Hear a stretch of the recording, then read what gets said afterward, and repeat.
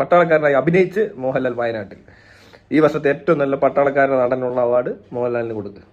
ചെകുത്താനെ പോലെ വെടിവെച്ച പുക എന്നുള്ള രീതിയിൽ അഭിപ്രായം പറയുന്ന കുറെ ആൾക്കാർ സോഷ്യൽ മീഡിയയിലുണ്ട്. ഈ മീൻ മാർക്കറ്റിലെ പൂച്ച പോലെയാണ് ചെകുത്താൻ. രാവിലെ ഉച്ചയ്ക്കും വൈകിട്ട് മോഹൻലാൽ മോഹൻലാൽ മോഹൻലാൽ എന്നൊക്കെ പറഞ്ഞിട്ട് വായി വരുന്ന വിവരക്കേടൊക്കെ വിളിച്ച് പറയും. ഒടുവിൽ മോഹൻലാലിനെ ഇഷ്ടപ്പെടുന്ന കുറെ ആൾക്കാർ വന്നിട്ട് ചെകുത്താന്റെ വീട്ടിലുള്ളവരെയൊക്കെ തെറി വിളിക്കും. അതൊരു അംഗീകാരമായി എടുത്ത് ജീവിക്കുന്ന ഒരാളാണ് ചെകുത്താൻ. അപ്പൊ ചെകുത്താന്റെ ഒരു നിലവാരം നമുക്ക് മനസ്സിലായല്ലോ. അതിന്റെ വീഡിയോ ഞാൻ കണ്ടപ്പോൾ എനിക്ക് മനസ്സിലായത് ചക്ക ഏതാണ് ചക്കച്ചോള ഏതാണെന്ന് പോലും അറിയാതിരുന്നിട്ട് വായത്താളം അടിക്കുന്നതായിട്ടാണ്.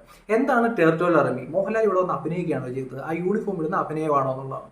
യഥാർത്ഥത്തിൽ മോഹൻലാൽ ടെറിട്ടോറിയൽ ആർമിയുടെ ഭാഗമാണ്, ലഫ്റ്റനന്റ് കേണലാണ്.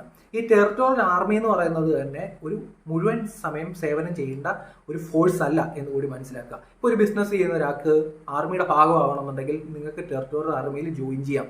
ഇങ്ങനെ ഒരു ഓപ്ഷൻ അവിടെ അവൈലബിൾ ആണ്. ഇതൊന്നും അറിയാത്ത കുറെ ആൾക്കാരാണ് ഇവിടെ നിന്ന് വിമർശിച്ചുകൊണ്ടിരിക്കുന്നത്. രാജ്യത്ത് 10 പേർക്കിടയിൽ സ്വാധീനമുള്ള ആൾക്കാരെയൊക്കെ ഇങ്ങനെ ലഫ്റ്റനന്റ് കേണൽ പദവി നൽകി ആദരിക്കാറുണ്ട് ടെറിട്ടോറിയൽ ആർമിയിൽ. അതിന്റെ കാരണം എന്ന് പറഞ്ഞാൽ കൂടുതൽ ചെറുപ്പക്കാരെ ഫോഴ്സിന്റെ ഭാഗമാക്കുന്നതിന് വേണ്ടിയാണ്. ചെകുത്താനെ പോലുള്ള ആൾക്കാർ എത്ര മുക്കിയാലും ആ ഫോഴ്സിന്റെ ഭാഗമാകാനോ ആ പദവിയിൽ എത്താനോ കഴിയില്ല. കാരണം വീടിന് പുറത്ത് പലർക്കും അറിയാത്ത ഒരാളാണ് ചെകുത്താൻ. പ്രത്യേകിച്ച് സംഭാവനകളൊന്നും നടത്തിയിട്ടില്ല.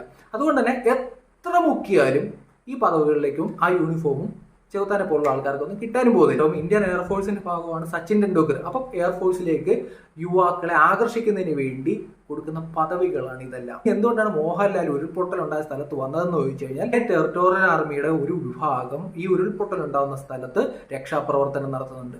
തന്റെ ബറ്റാലിയനിൽ പെടുന്ന ആൾക്കാർ അവിടെ രക്ഷാപ്രവർത്തനം നടത്തുന്നത് കൊണ്ടാണ് മോഹൻലാൽ അവിടെ എത്തിയത്. ഇത്രയേ ഉള്ളൂ കാര്യം. എന്തായാലും കാര്യങ്ങൾ നിങ്ങൾക്ക് മനസ്സിലായെങ്കിൽ ഷെയർ ചെയ്ത് കൊടുക്കുക, ഫോളോ ചെയ്യുക. Thank you.